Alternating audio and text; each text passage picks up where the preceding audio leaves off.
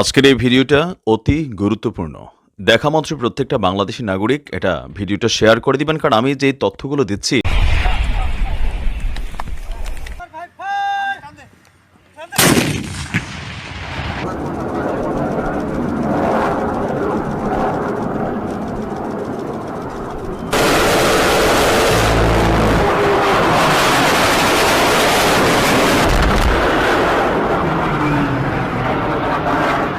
বাংলাদেশে আসতে চলেছে ঘূর্ণিঝড়।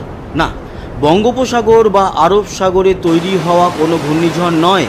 এই ঘূর্ণিঝড় হচ্ছে পলিটিক্যাল, মানে রাজনৈতিক ঘূর্ণিঝড় বা পলিটিক্যাল সাইক্লোন।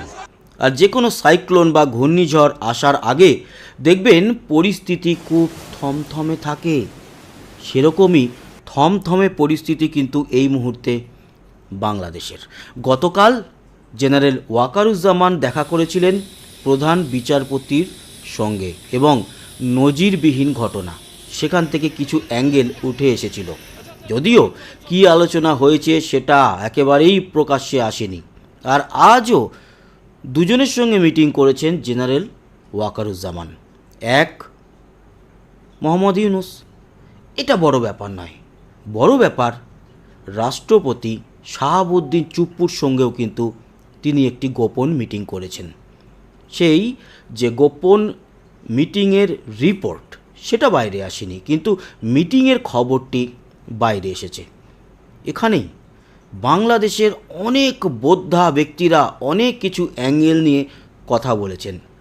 তো আমরাও একটু আলোচনা করি কি হতে চলেছে বাংলাদেশে। দেখুন, এই মুহূর্তে দাঁড়িয়ে একটা কথা বুকে হাত দিয়ে বলতে পারি, বাংলাদেশে মোহাম্মদ ইউনূস আর কয়েকটা দিনের মেহমান।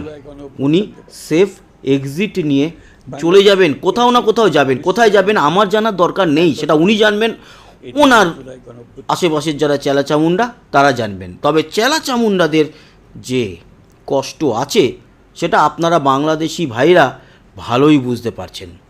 মোহাম্মদ ইউনূস তো যাবেই, খুব তাড়াতাড়ি যাবে, যাওয়ার সময় একেবারে ঘনিয়ে এসেছে। অন্যদিকে চায়না, রাশিয়া আর ভারত মিটিং কমপ্লিট।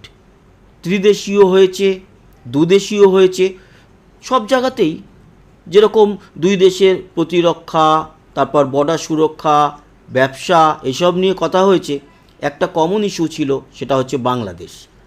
আর বাংলাদেশে আমেরিকার আধিপত্য যে ভারত, রাশিয়া, চায়না কেউই সহ্য করবে না, সেই নিয়ে আলোচনা গতকালকে রাত্রের ভিডিওতে করেছিলাম।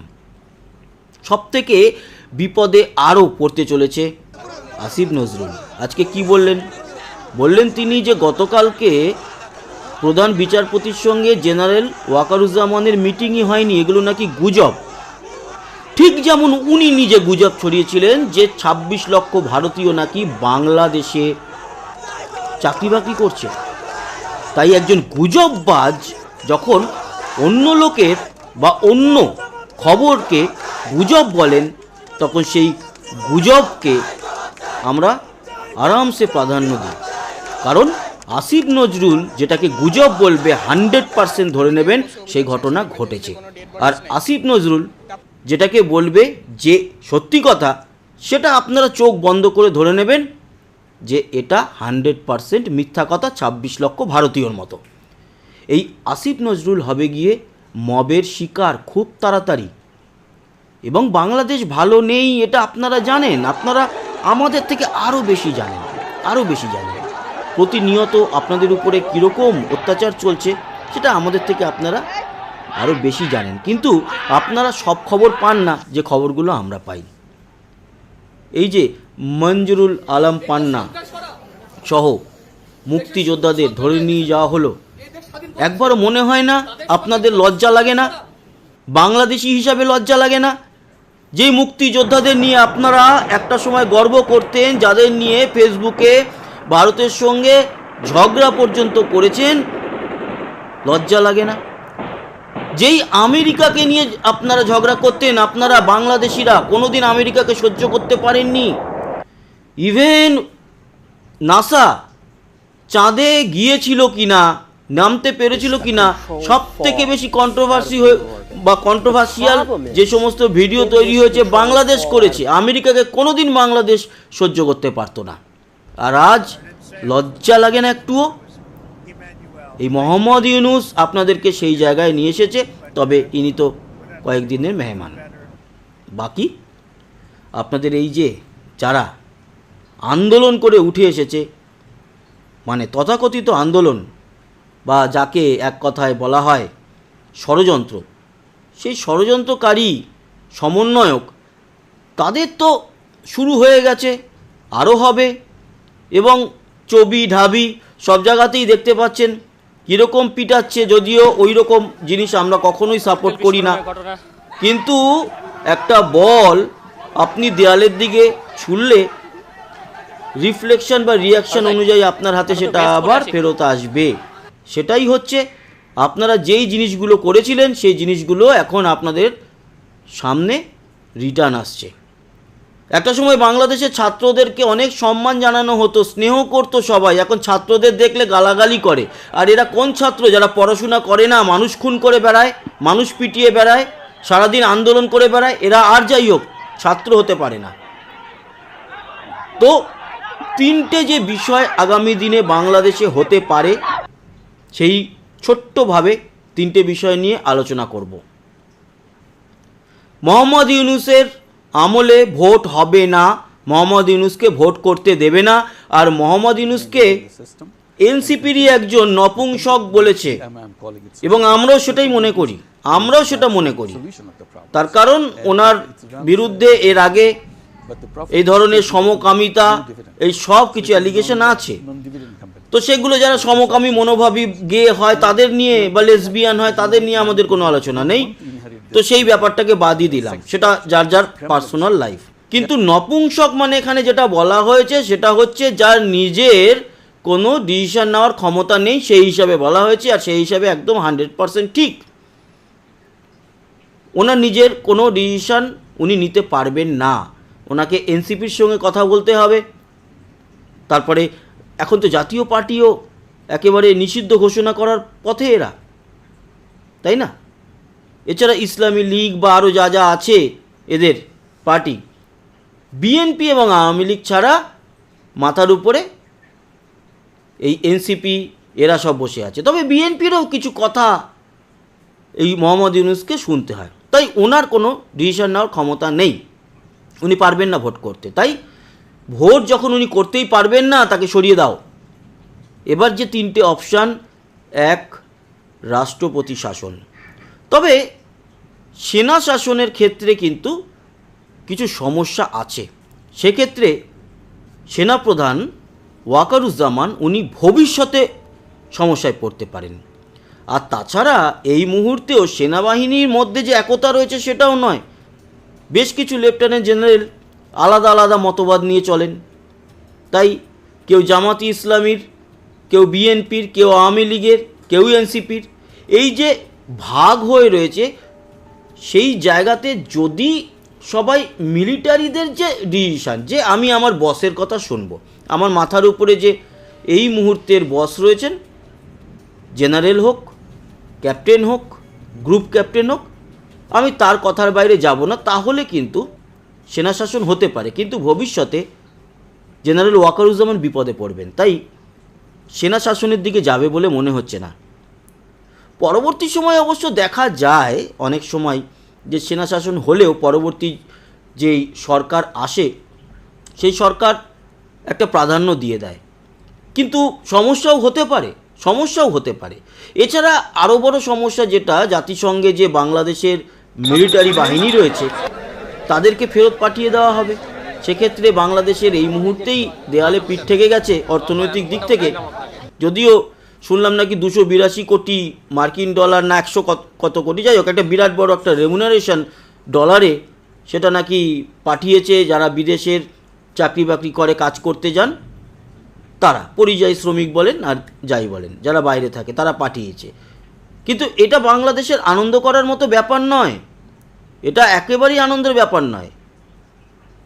যদি জাতিসংঘ বাংলাদেশের সেনাকে ফেরত পাঠিয়ে দেয়, সেক্ষেত্রে একটা বিরাট বড় অর্থনৈতিক ক্ষতি, তার কারণ এই মুহূর্তে ব্যবসা একেবারে ঢুকে গেছে।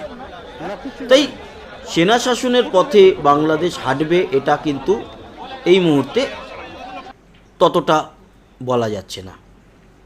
রাষ্ট্রপতি নিজের হাতে শাসন নিতে পারেন, কিন্তু রাষ্ট্রপতি নিজে কখনোই রাষ্ট্রপতি শাসন জারি করতে পারবেন না বাংলাদেশের সংবিধান অনুযায়ী। রাষ্ট্রপতি তখনই রাষ্ট্রপতি শাসন জারি করতে পারবে যখন প্রধানমন্ত্রী, মানে বাংলাদেশের প্রধানমন্ত্রী বা মোহাম্মদ ইউনূস যদি বলেন, তবে উনি নিজের হাতে দায়িত্ব নিতে পারেন। এরকম অনেকগুলো প্রভিশন রয়েছে। আর সবথেকে বড় যেটা রয়েছে সেটা হচ্ছে তত্ত্বাবধায়ক সরকার। সেনাপ্রধানের সঙ্গে সম্ভবত এই প্রধান বিচারপতির যে গতকাল মিটিং, সেই মিটিংটা এই তত্ত্বাবধায়ক সরকার নিয়েই। কারণ আওয়ামী লীগ ফিরবেই, আওয়ামী লীগকে ছাড়া ভোট করার ক্ষমতা বাংলাদেশের কারুর নেই।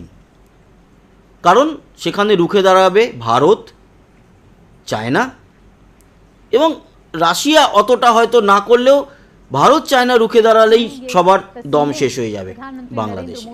তাই ইনক্লুসিভ নির্বাচন করাতে গেলে মোহাম্মদ ইউনূস পারবে না। রাষ্ট্রপতি শাসন জারি হতেই পারে, সেনা নিজের হাতে ক্ষমতা নিতেই পারে, কিন্তু ভবিষ্যতে তাদের সমস্যা হতে পারে।